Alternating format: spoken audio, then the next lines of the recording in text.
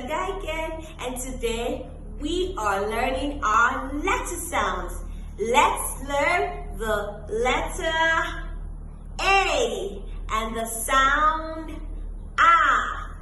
So we have this letter.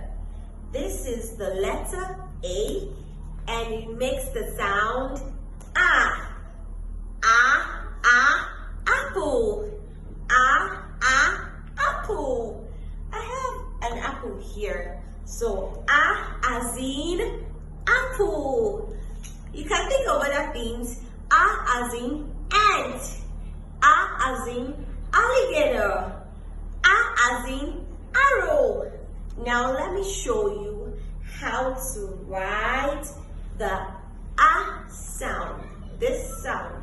It goes around the apple and down the line. Let's go again. Say around the apple and down the line. A sound. Can we try it on the floor? Around the apple and down the line. I've got a salt tray here, so let's try it in the salt.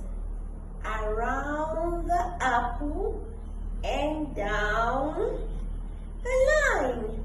This is